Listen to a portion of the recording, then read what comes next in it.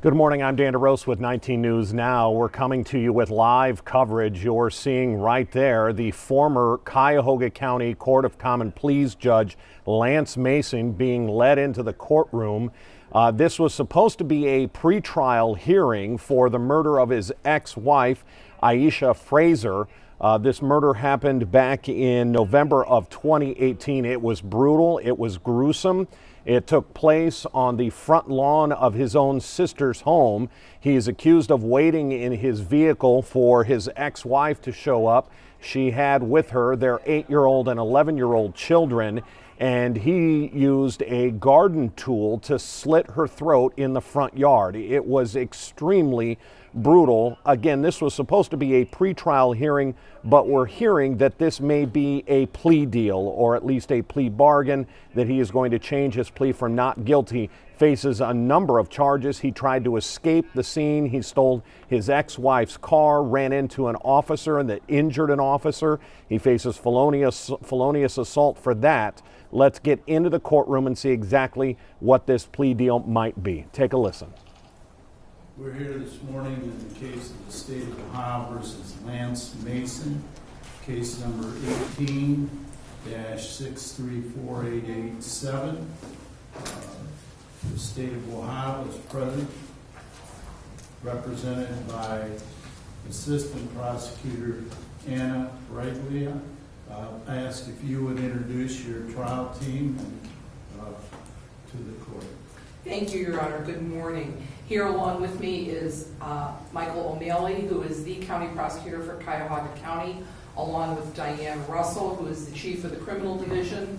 As part of our team as well is Carson Strang, Assistant County Prosecutor, and Christopher Schroeder, also an Assistant County Prosecutor, and our law enforcement individual is Linda Carlozzi from the Shaker Heights Police Department, Your Honor.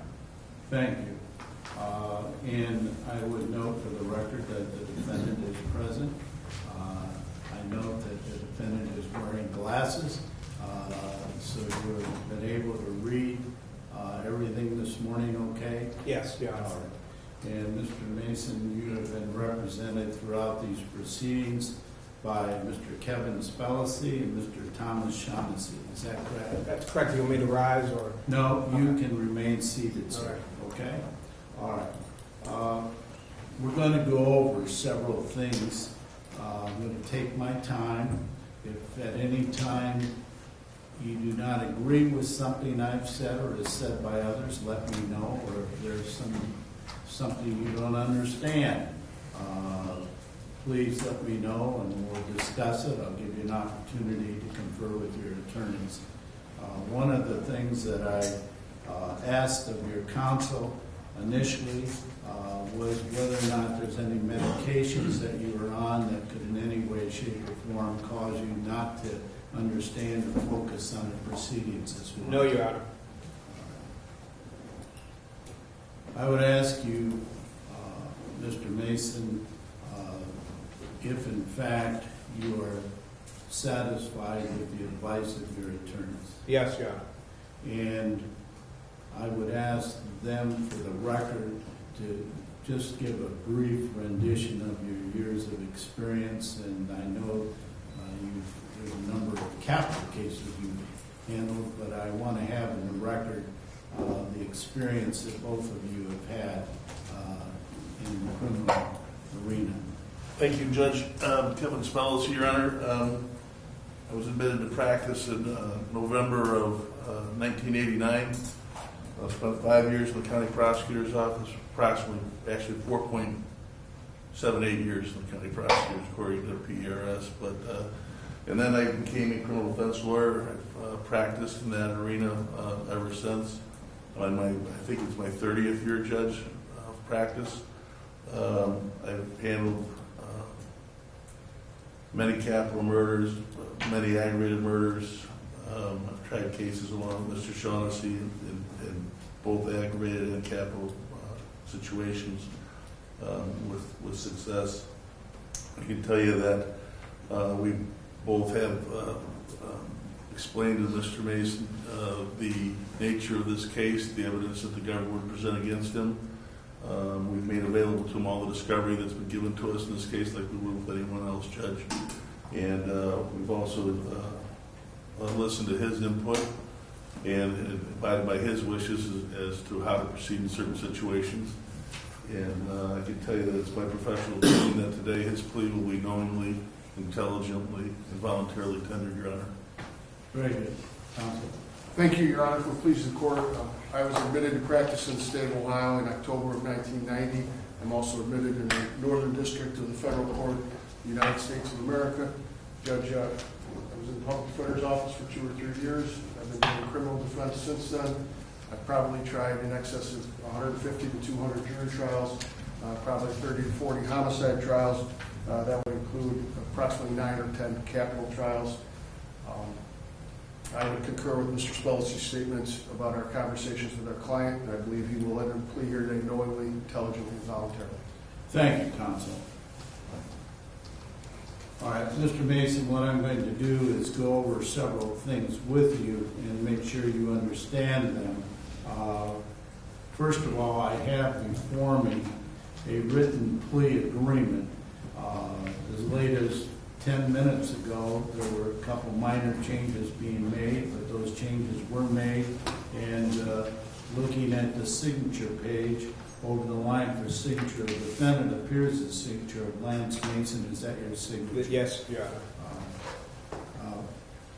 We're going to go over that agreement and stipulation in some detail. A couple of things I wanted to go over with you that'll be somewhat covered by that, but I had made notes that I wanted to make sure that we were on the same page. There was a lot of discovery provided to you in this case by the state of Ohio. And my question for you, sir, is were you able to review and read the discovery provided by the state of Ohio? Yes, Your Honor. Do you have any issues whatsoever with any lack of discovery provided to you or the nature of the discovery provided to you? No, Your Honor. Thank you. One of the things that throughout the proceedings in this case I have questioned your attorneys about, and it's covered somewhat in the written plea agreement, but I wanted to hear you express yourself on this. I questioned the attorneys with regard to motions that I was pretty sure would typically be filed in a case of this nature. And one of the things that was indicated to me was that it was at your request that they were not filing those motions. And for instance, typically in a case of this nature, as you would know, there's a motion for change of venue. Because of publicity, a defendant may allege that he couldn't get a fair trial in this county. And I expected that motion to be filed, and it was not. And I have been advised that that was at your request. Is that correct? Your Honor, I wish to take responsibility for the crimes I committed. I don't wish to prolong it or delay it or hurt my family or Aisha's family any more than I have. And I respect that. And please forgive me for going over this again, but my job is to make a good record, and you know that. Yes. And one of the things with regard to the change of venue, had that motion been filed, as you probably well know, what I would have ruled is that I would first attempt to seat a jury, and if during that process I did not feel sufficient jurors could be held in Cuyahoga County that can be fair and impartial, then I would transfer the case to another county. But that's the process that's typically done, and I would have been willing to do that, but you have waived that as part of this agreement, and so that motion is not filed. The second motion, which I anticipated would be filed, was a motion relative to your prior conviction.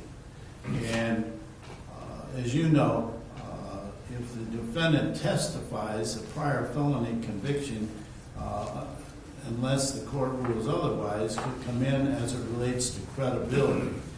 The state has made it known that under Rule 404, which is other acts rule, that they would have intended to bring in that conviction for other purposes.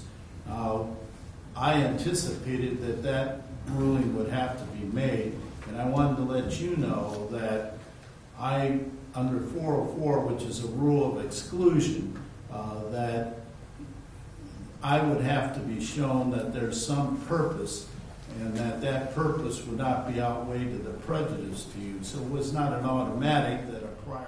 Dan DeRose with 19 News here. I just want to walk you through what's happening. The judge is being very thorough here. In fact, this is a judge out of Stark County.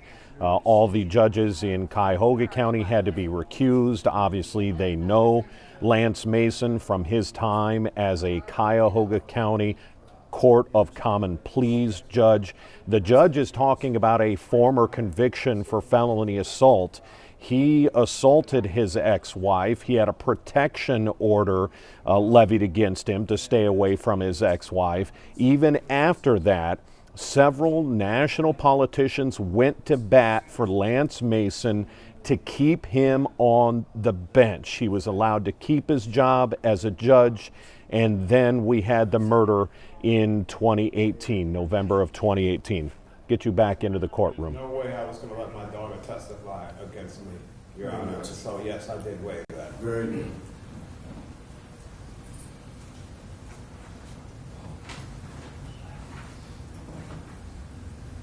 Also covered in this is that you were allowed to consult with a psychologist, and that it is my understanding from your attorneys that there is absolutely no indication in this case that at all times relevant, at the time of the incident, that you were not sane at that time, that in fact, as it relates to today and purposes of this plea, that you were competent, that you understand the nature of the proceedings against you, and you are fully capable of assisting your own attorneys in your defense.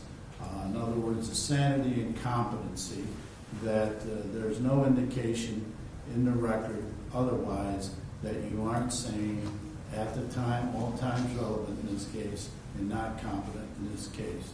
Am I correct in that? That is correct, Your Honor. Very good, sir. Very importantly, and this is also covered in the plea agreement, which I'll be going over with you, there's been absolutely no discussion or agreement with regard to sentencing. That the court will entertain a sentencing memo from you, will allow you to call witnesses, should you choose to call witnesses at any time of sentencing, that the court will make a decision at that time. I have not indicated to you one way or the other what that sentence would be. We'll go over what the range of sentencings can be, but there's been no promises made, any indications whatsoever. Am I correct in that? That is correct. And would the attorney's counsel, would you agree with that? Yes, I would, Your Honor. Yes, Judge. All right, very good. And it's my understanding that if you do enter a plea to the charges this morning, that you will not be requesting a pre-sentence investigation. You will be asking for the opportunity to present at time of sentencing any witnesses or information that you feel is relevant to the sentencing in this case. Am I correct in that? That's correct, Your Honor.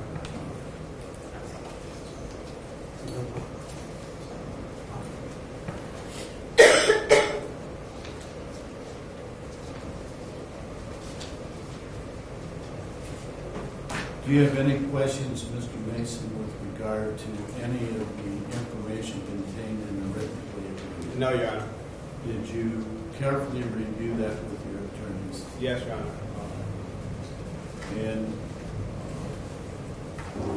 Specifically, I want to go over a couple things with you.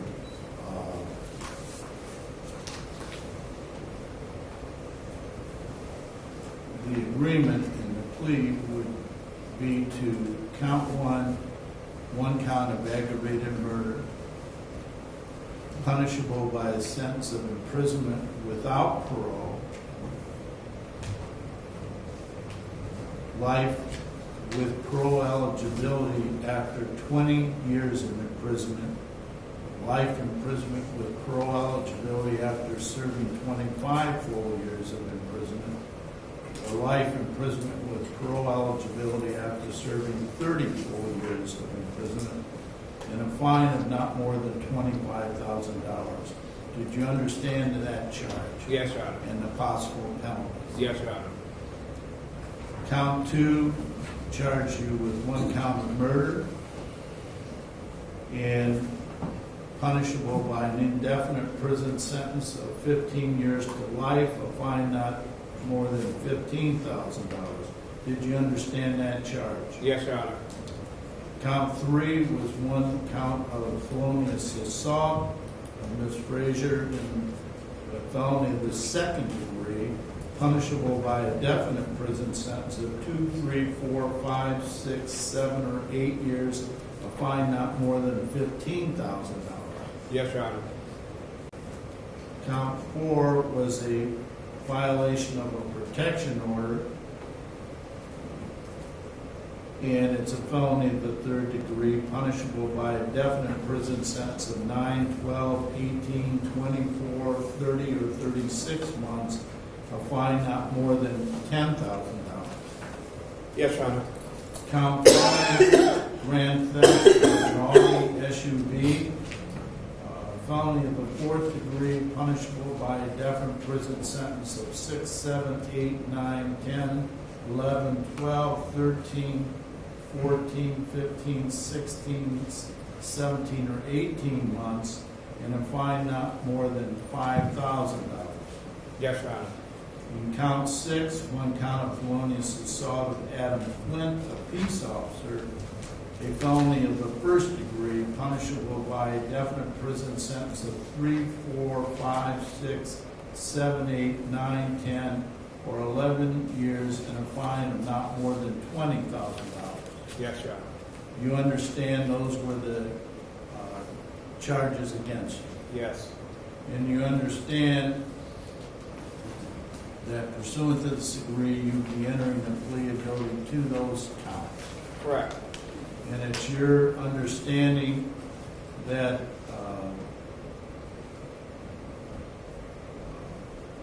count 1, aggravated murder, count 2, murder, count 3, felonious assault are allied offenses of similar import and will merge for purposes of sentencing, and that the state will elect to proceed to sentencing on count 1, aggravated murder. Yes, Your Honor. You further understand and stipulate that count 1, aggravated murder, count 4, violating a protection order, count 5, grand theft, count 6, felonious assault, each pertain to separate acts committed with a separate animus, and as such, the parties agree that none of those counts will merge at sentencing. You understand that? Can you repeat that, Your Honor? Sure. And do you have a copy of that from that you can look at that? I'm looking at paragraph number 16. I want to read that over, and if your attorney has, you want to ask your attorney about that. Okay. I understand, Your Honor. All right, very good, sir.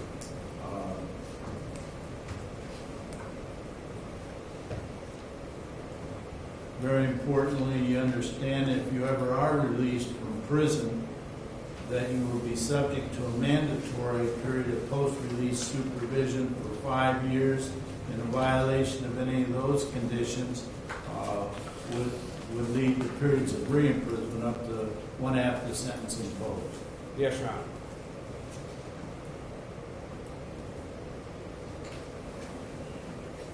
Do you have any questions with regard to any of the things I've raised? No, Your Honor. I'm going to go over now the basic rights that you have that it's my understanding that you are going to waive on today's date. You have an absolute right to have a trial by jury or a trial to the court. You have an absolutely right to confront any witnesses brought in to testify against you, your attorneys, to cross-examine those witnesses on your behalf. You also have a right through the subpoena process to require to be brought to court those witnesses who might testify on your behalf. You also have a right to require the state of Ohio to prove each and every element of the offenses by burden of proof beyond a reasonable doubt. And you also have a right to remain silent. You cannot be compelled to testify against yourself. In essence, by entering a plea of guilty, you would be testifying against yourself. Do you understand each and every one of those rights I just went over? Yes, Your Honor. Is it your decision to give up those rights, to waive those rights? Yes, Your Honor. You also have a right to appeal any decisions made by the court with regard to any, throughout this case, and you'd be giving up your right of appeal with regard to any decisions made by the court. Do you understand that? Yes, Your Honor. Do you have any questions about that? No, Your Honor.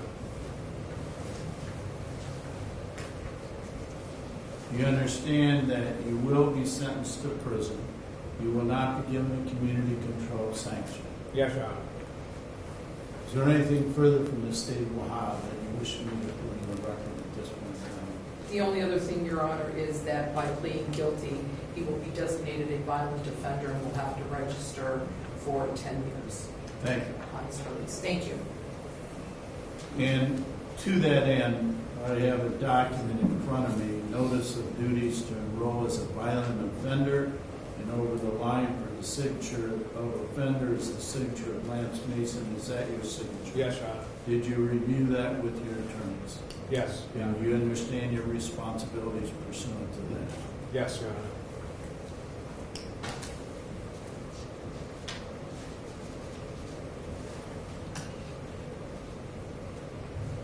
Mr. Mason, then if we're at that point, I'm going to ask you how you plead to count 1, aggravated murder. Guilty. How do you plead to count 2, murder? Guilty. How do you plead to count 3, felonious assault, Alyssa Frazier? Guilty. How do you plead to count 4, violating the protection order? Guilty, Your Honor. How do you plead to count 5, grand theft? Guilty. How do you plead to count 6, felonious assault? Guilty, Your Honor. The court accepts the plea of guilty, finds you guilty with regard to each and every one of those accounts. It's my understanding that both sides will be afforded the opportunity to present the court with a sentencing memorandum. I have, after consulting with the attorneys, we have established a sentencing day for September the 12th at 1 p.m. I would ask that counsel provide me with your sentencing memo prior to that date so I can review it and be prepared for that hearing. If in fact there is a witness that you wish to call or someone, both the state of Ohio and the defense, that interferes with that particular date, let me know. We'll try to arrange an alternative date. Anything further from the state of Ohio? Nothing, Your Honor. Thank you very much. Anything from the defense? Nothing else, Your Honor. Thank you very much. All right, you remain seated. Okay. To those of you in the back, thank you for your courtesy, and we stand in recess. Thank you for your cooperation. Dan DeRose with 19 News here. We're gonna recap some of this, and I want you to stay with us because I'm also going to play you the 911 phone call that came in that morning. Let me just double check what's happening here in court. Looks like the judge had some final instructions.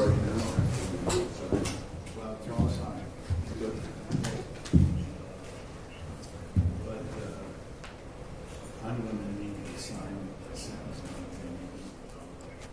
So the judge is taking care of some paperwork issues here, but as you heard, Lance Mason, the former Cuyahoga County Court of Common Pleas judge, has just pleaded guilty across the board to every charge that he was facing for the murder of his ex-wife, Aisha Fraser. This happened back in November of 2018. Today was supposed to be a pretrial hearing, getting set for trial, but Lance Mason, the judge, he even made a brief comment where he got emotional and said he was going to take full responsibility for his actions and the crime. And the judge went through a number of paperwork issues and accepted his plea of guilty across the board.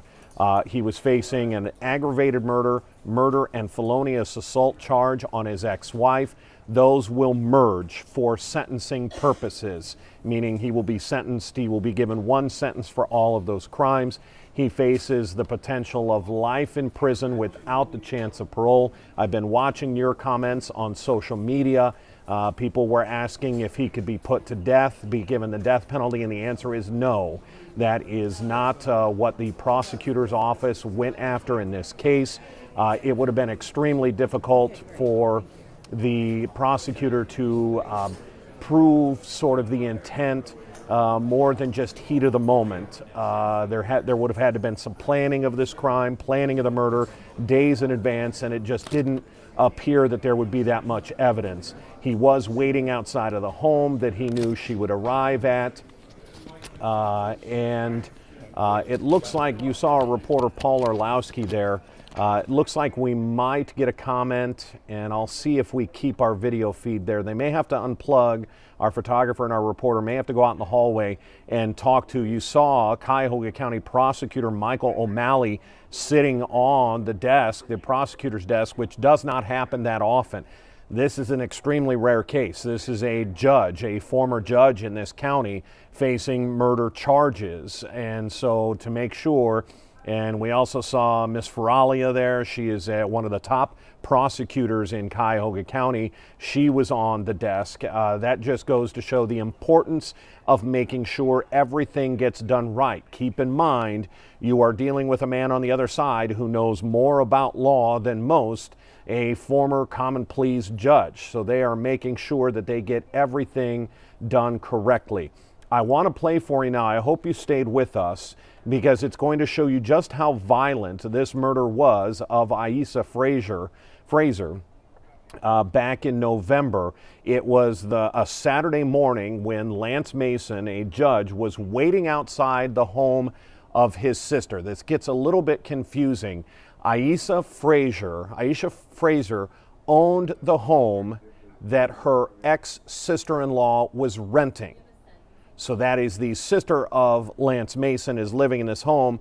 Aisha Fraser showed up to that home a Saturday morning with her two children, and that's when Lance Mason got out of his vehicle and started stabbing her, and from what we hear, used a garden tool to slit her throat. With that being said, I'm going to play a story for you that we ran in the week after the murder that really puts together the timeline and how chaotic that morning was, because it wasn't just the stabbing. Mason then stole his ex-wife's car to try and flee.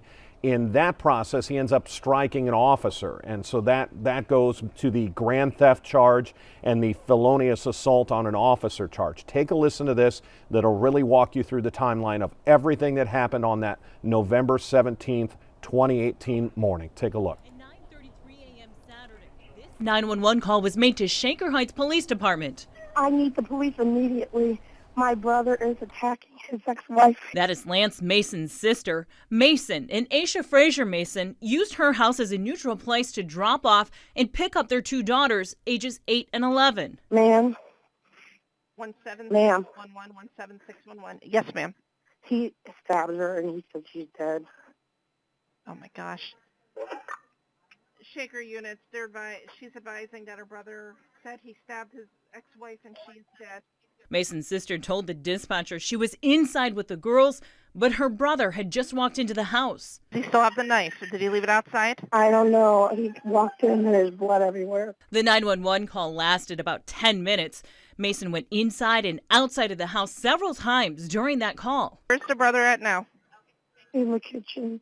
He's walking through. He's just walking around. At 9:37 a.m., an officer on scene says Mason rammed his squad car. Radio, send a squad to my location. The guy rammed me from behind. At one point, you can hear a man in the background saying he's sorry. I'm so sorry. By 9:48 a.m., Lance Mason was in custody. I think he wants to die, too. So that gives you really the timeline, and I'm watching your comments here, people saying, or at least one comment came in and said, why relive this? We're not trying to relive this. We've got viewers from all over the country who are tuned in to watching this who may not know all of the details. So to see a judge, a former judge, plead guilty to aggravated murder is really unprecedented, especially here in Cuyahoga County and really throughout the country. So to see how brutal this crime was, the fact that this was a sitting judge who had already been convicted of assaulting his ex-wife, he had a protection order against his ex-wife, to see a judge, a former judge, violate those terms on such a brutal and gruesome nature, it is important to give you all of the facts. We are going to wrap up our coverage. Our Paul Orlowski was in the courtroom. You saw him.